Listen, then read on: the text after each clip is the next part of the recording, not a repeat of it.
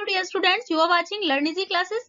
बच्चे, आज हम क्लास 9 साइंस एनसीईआरटी का chapter 6 tissue one shot revision करने वाले हैं, जिसमें कि हम विद इन 15 टू 20 मिनट्स में टिश्यू पूरा एनिमल टिश्यू और प्लांट टिश्यू दोनों को कवर करेंगे।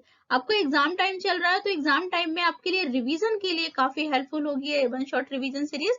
और चैनल को सब्सक्राइब नहीं किया है तो जल्दी से चैनल को सब्सक्राइब भी कर लीजिए and press the bell icon to get the notification of upcoming videos. Comment box में मुझे जरूर बताइएगा आपको किसी पर्टिकुलर चैप्टर का अगर वन शॉट रिवीजन चाहिए तो कमेंट बॉक्स में जरूर बताइएगा बेटा।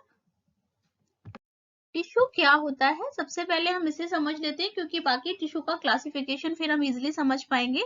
Tissue is a cluster of cell which perform a specialised function is called the tissue. Tissue क्या होता है कि बहुत सारी सेल का कलेक्शन होता है जो कि एक सिमिलर फंक्शन या स्पेशलाइज्ड फंक्शन के लिए वो स्पेशलाइज्ड होती है, एक पर्टिकुलर फंक्शन के लिए स्पेशलाइज्ड होती है। या आप इसे ऐसे भी कह सकते हो, group of cell having a common origin and performing similar function, यानी कि उनका स्ट्रक्चरली भी वो सेम होती है और उनका फंक्शन भी सेम होता है। सपोज अगर हम हार्ट के टिश्यू की बात करें तो हम हार्ट की कोई भी सेल उठा ले, उन सबका फंक्शन और स्ट्रक्चर दोनों सबका सेम होगा। हम मस्कुलर टिश्यू की बात करें या किसी मसल्स का हम सेल ले लें, ब्रेन का सेल ले लें, तो ब्रेन के सारे सेल जो होंगे उनका फंक्शन और स्ट्रक्चर दोनों सेम होगा। तो it means cluster of cell, you can say that the group of cell which perform a specialized function is called the tissue।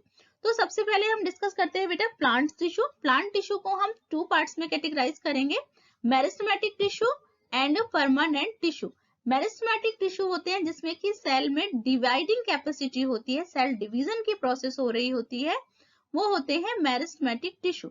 और परमानेंट टिश्यू होते हैं जबकि जो मेरिस्टेमेटिक टिश्यू से ही डेराइव्ड होते हैं परमानेंट टिश्यू, लेकिन उसमें सेल डिवीजन की जो कैपेसिटी होती है मेरिस्टेमेटिक टिश्यू में सेल डिवीजन नहीं होता। जबकि मेरिस्टेमेटिक जो टिश्यू होता है उसमें सेल डिवीजन होता है, यानी कि कंटिन्यूअस सेल डिवाइड हो रही होती है। तो मेरिस्टेमेटिक टिश्यू को समझते हैं। यहाँ पर जो ये आपको डायग्राम दिख रहा है मेरिस्टेमेटिक टिश्यू, हम इसी में बहुत अच्छे से समझ पाएंगे। यहाँ पर देखो, मेरिस्टेमेटिक टिश्यू तीन तरीके से होता है, apical meristem, lateral meristematic tissue and intercalary meristematic tissue. Plants की जो ग्रोथ होती है, चाहे वो लेंथ बढ़े, विड्थ बढ़े या ब्रांच बढ़े, वो मेरिस्टेमेटिक टिश्यू की वजह से ही होता है।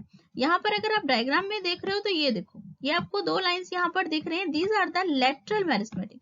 लेटरल मेरिस्टेमेटिक टिश्यू में जब डिवीजन होता है तो जो प्लांट्स होता है उसका स्टेम विड्थ में बढ़ता है, यानी कि स्टेम चौड़ाई होती है, स्टेम मोटा होता चला जाता है। और एपिकल मेरिस्टेम यहाँ पर देख रहे हो, बिल्कुल शूट ऑफ द टिप्स और रूट ऑफ द टिप्स में एपिकल मेरिस्टेमेटिक टिश्यू होता है, यानी कि जो स्टेम होता है वो लेंथ में जो ऊपर प्लांट बढ़ता है वो एपिकल मेरिस्टेमेटिक टिश्यू की वजह से बढ़ता है।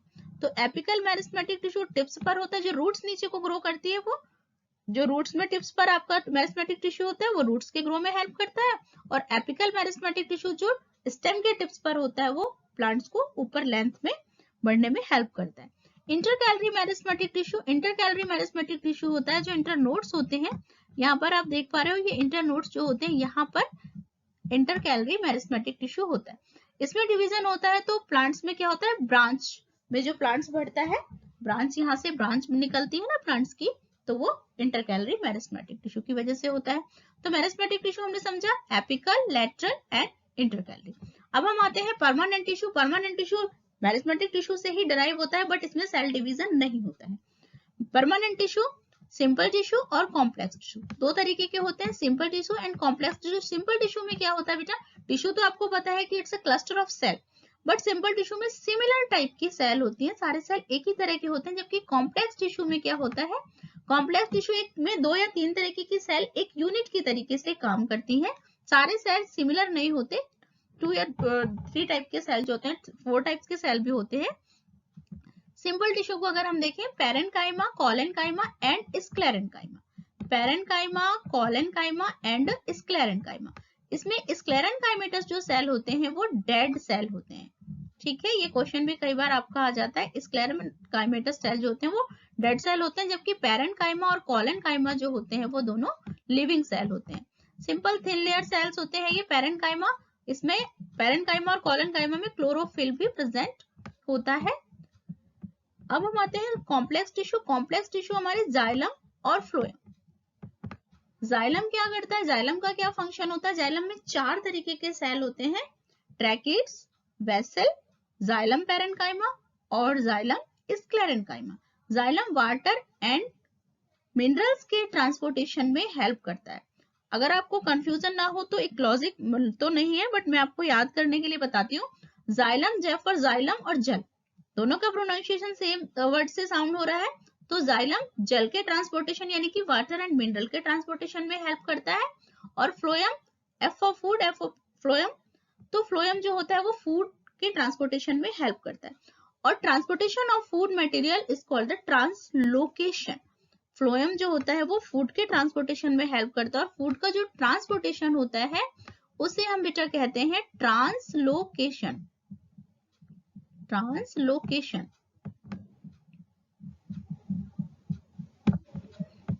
ओके, यहाँ पर देखो मेरिस्टेमेटिक टिश्यू डिफाइन भी मैंने यहाँ पर आपको किया हुआ है, आप इससे देख सकते हो definition. The cell of tissue continuously divide and help the plant to grow in the length and width. Permanent tissue, the cell of the tissue are derived from meristematic tissue. Complex tissue are those tissue which are made up of more than one type of cell. These cells work together as a unit. जैसे कि मैंने आपको बताया कि xylem में क्या था कि 4 तरीके के सेल थे, ट्रैकिड्स, वेसल्स, जाइलम पैरेन्काइमा और जाइलम स्क्लेरेन्काइमा। और फ्लोएम में भी आपके 4 तरीके, sieve tube, companion cell, phloem parenchyma और फ्लोएम स्क्लेरेन्काइमा, जिसमें कि जो स्क्लेरेन्काइमेटस सेल होते हैं वो डेड सेल होते हैं।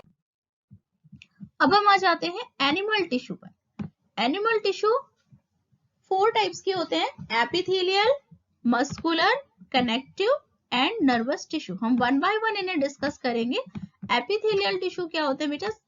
जो आउटर कवरिंग होती है हमारे बॉडी पार्ट्स की, इनर बॉडी पार्ट्स हो या आउटर बॉडी, हमारी जैसे स्किन है, स्किन क्या है? एपिथेलियल टिश्यू है। तो एपिथेलियल टिश्यू जो आउटर कवरिंग बनाते हैं हमारे बॉडी पार्ट्स की, चाहे वो आपके आउटर बॉडी पार्ट्स हो या फिर वो हमारे इनर बॉडी पार्ट्स हो। एपिथेलियल टिश्यू 5 टाइप्स के होते हैं, squamous, cuboidal, columnar, glandular and ciliated. अब वन बाय वन मैं आपको एक्सप्लेन करती हूँ। स्क्वेमस टिश्यू जो होते हैं फ्लैट थिन लेयर्ड होते हैं, जिस तरीके से आपको यहाँ पर दिख रहा है, ये स्ट्रक्चर दिख रहा है, फ्लैट सेल्स होते हैं। स्क्वेमस टिश्यू जो होते हैं स्पेशली जो अंडरलाइंग पार्ट्स होते हैं बॉडी के, जो मैकेनिकल इंजरी होती है, entry of germs, chemical and drying, इन सब से प्रोटेक्ट करते हैं हमारी बॉडी को। और स्पेशली फ्लैट और थिन सेल इरेगुलर शेप होते हैं सेल इसके, जो यहाँ पर आपको स्ट्रक्चर दिख रहा है, थिन सेल होते हैं, इरेगुलर शेप होते हैं। क्यूबॉइडल जो सेल होता है एपिथेलियम जो टिश्यू होता है, ये स्पेशली क्यूबिकल शेप सेल होती है, जैसे कि आपको स्ट्रक्चर में दिख रहा है कि क्यूबिकल शेप, जो सेल का शेप होता है वो क्यूबिकल होता है। और स्पेशली ये स्पेशलाइज्ड होते हैं एब्जॉर्प्शन के लिए, एक्सक्रीशन के लिए और सिक्रीशन के लिए, और मैकेनिकल सपोर्ट भी प्रोवाइड करते हैं। और स्पेशली किडनी के ट्यूब्यूल्स हो गए, सिक्रीटरी ग्लैंड्स हो गए, वहां पर क्यूबॉइडल टिश्यू प्रेजेंट होते हैं। कॉलमनर टिश्यू, कॉलमनर टिश्यू जो कॉलम शेप्ड होते हैं, यहाँ पर ये देखो आपको स्ट्रक्चर दिख रहा है कॉलमनर टिश्यू का, कॉलम शेप्ड सेल दिख रहे हैं यहाँ पर आपको, पिलर लाइक स्ट्रक्चर होता है। और ये स्टोमक की इनर लाइनिंग, स्मॉल इंटेस्टाइन की, ओविडक्ट की जो इनर लाइनिंग होती है वो कॉलमनर टिश्यू से बनती है। ग्लैंडुलर टिश्यू क्या होते हैं बेटा? ग्लैंडुलर टिश्यू एक्चुअली क्या होता है? कॉलमनर जो एपिथेलियल टिश्यू होता है इसी से ये डेराइव्ड मॉडिफिकेशन होता है glandular tissue.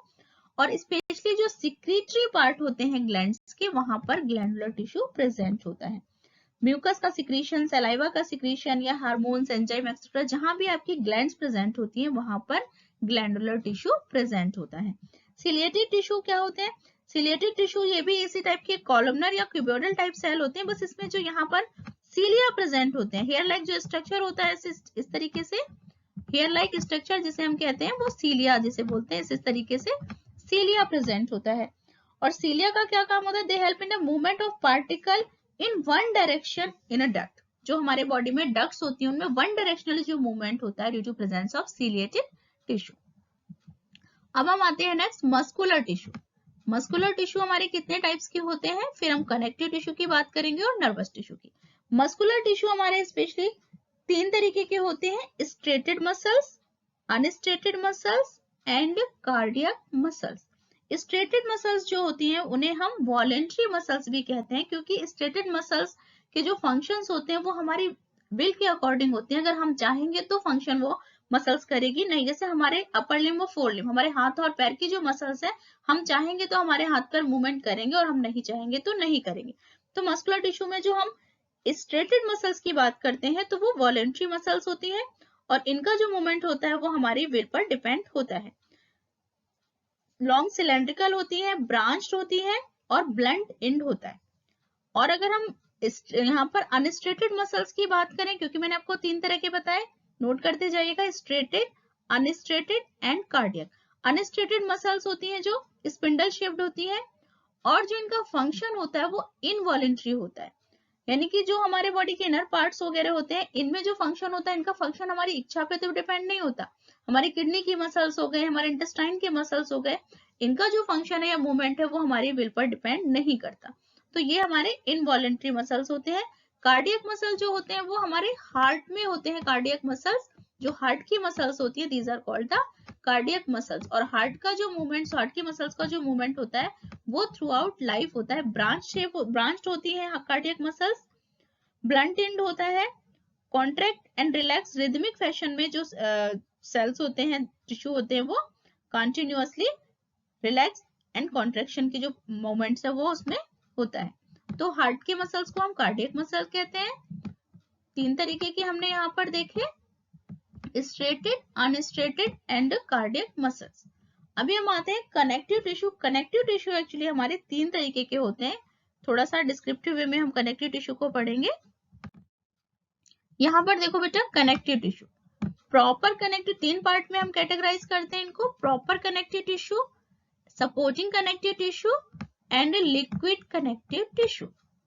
Proper connective tissue क्या होता है?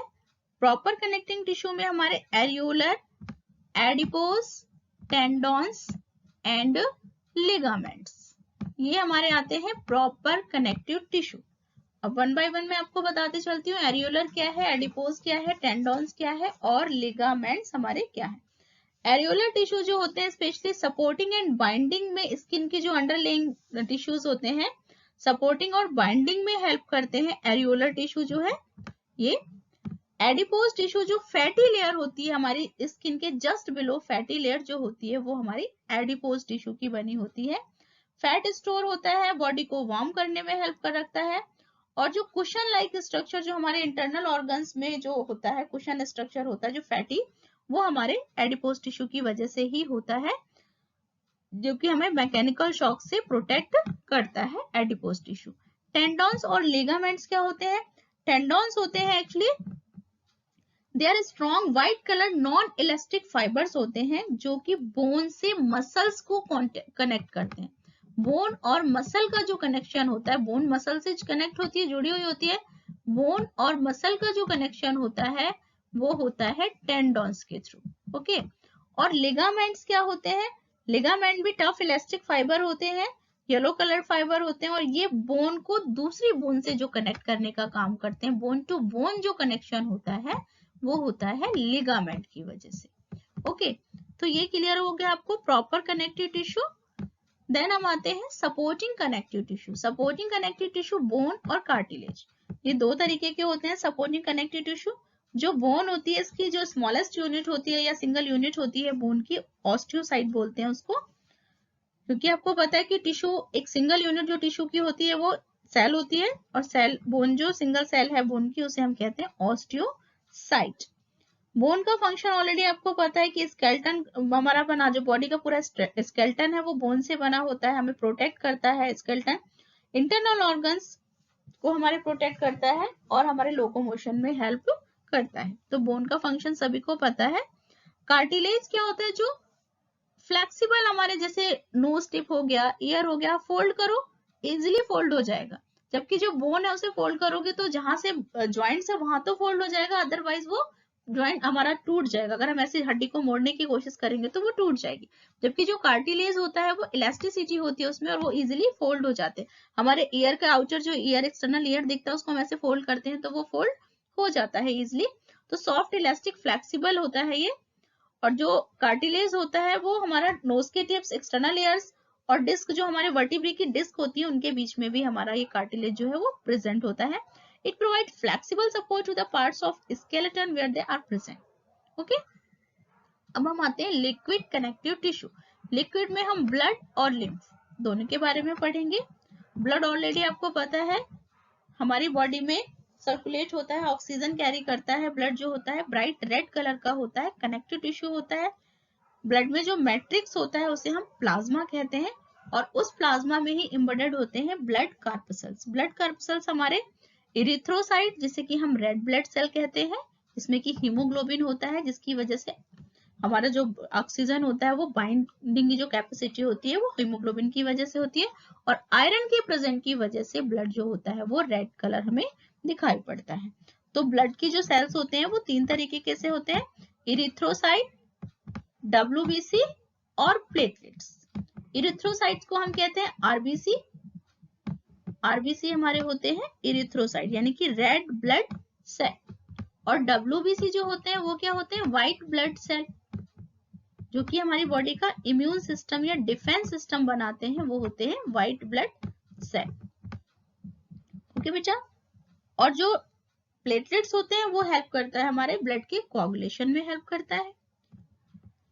अब हम आ जाते हैं बेटा लिम्फ पर। लिम्फ क्या होता है, ये पेल येलो कलर का फ्लूइड होता है, एक्स्ट्रा सेलुलर फ्लूइड होता है। एक्स्ट्रा सेलुलर फ्लूइड जो सेल के बाहर जो आउटसाइड में जो फ्लूइड हमारा होता है वो होता है लिम्फ।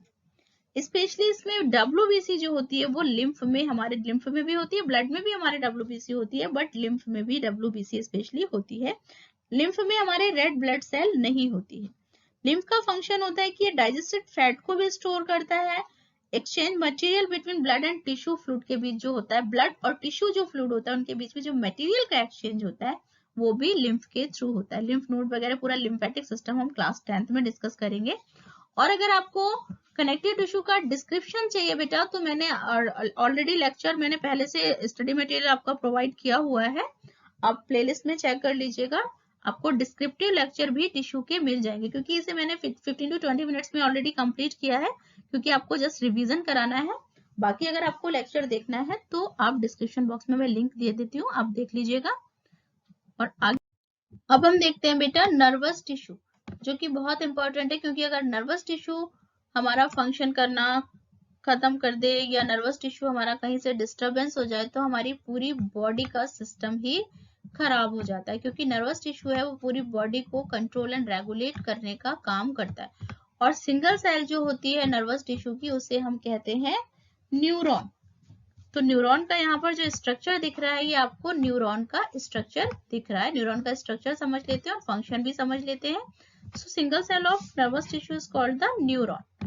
तो यहाँ पर देखो बेटा ये स्ट्रक्चर दिख रहा है, ये ब्रांच लाइक जो आपको यहाँ पर ये ब्रांच सी दिख रही है, ये दिस वन, ये जो ब्रांच दिख रही है these are the dendrites. Dendrites क्या करते हैं, मैसेज को रिसीव करने का काम करते हैं। सपोज हमारे स्किन में जो नर्वस टिश्यू है और स्किन में नर्वस टिश्यू की जो डेंड्राइट्स है, अगर हमने कोई हॉट प्लेट को टच किया तो जो डेंड्राइट्स है उन्होंने उस मैसेज को रिसीव किया, ब्रेन तक मैसेज लेकर गए और फटाफट ब्रेन ने मैसेज दिया कि अपने हाथ को पीछे खींचो, और फटाफट हमारे जो नर्वस टिश्यू है उन्होंने काम करना शुरू कर दिया और हमने अपना हाथ पीछे खींच लिया। तो इस तरीके से जो पूरा एक मैसेज कन्वे करने का काम होता है वो नर्वस टिश्यू करता है। तो डेंड्राइट्स क्या करते हैं, मैसेज को रिसीव करते हैं। ये जो ब्रांच आपको दिख रही है, जैसे कि ट्रीज में ब्रांच होती है ना, ये जो दिख रही है दीज आर द डेंड्राइट्स। और ये सेंटर में दिख रहा है न्यूक्लियस, और इसमें डॉट डॉट सा एक स्ट्रक्चर भी होता है, उसे हम बोलते हैं निसिल्स ग्रेन्यूल्स। और जो ये मैट्रिक्स है इसके अंदर ये फिल है, और ये पूरा जो ये सर्कुलर ये पार्ट दिख रहा है this is the cell body, और branch these are the dendrites, और ये हो गया न्यूक्लियस। और उसके बाद ये है जो आपको ये दिख रहा है एक्सॉन, और एक्सॉन फिर ब्रांच में डिवाइड हो जाता है, यहाँ पर ब्रांच ऑफ एक्सॉन, और एक्सॉन के बाद यहाँ पर ये एक्सॉन टर्मिनल होते हैं छोटे छोटे, यहाँ पर ये इस तरीके से ब्रांच के बाद ये इस तरीके से ऐसे ऐसे स्ट्रक्चर होते हैं, ये होते हैं टर्मिनल एंड। उसके बाद फिर यहाँ से दूसरा डेंड्राइट से स्टार्ट हो जाता है, दूसरा न्यूरॉन यहाँ पर स्टार्ट हो जाता है इस तरीके से। तो इस तरीके से पूरी क्या होती है, एक न्यूरॉन की चेन सी बन जाती है।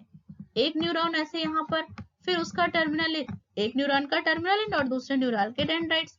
तो इस तरीके से पूरा एक चेन बनी होती है, पूरा एक सिस्टम होता है ऐसे। फिर ये आपका यहाँ पर टर्मिनल एंड दिखेगा, और फिर उसके बाद यहाँ पर फिर दूसरा न्यूरॉन। तो इस तरीके से पूरी एक जो चेन है, मैसेज जो है वो इस न्यूरॉन से सपोज ऐसे आया, फिर टर्मिनल एंड, और फिर यहाँ पर दूसरे न्यूरॉन्स के थ्रू होते हुए इस तरीके से मैसेज आगे फाइनली कहाँ चला जाता है, मैसेज ब्रेन में जाता है।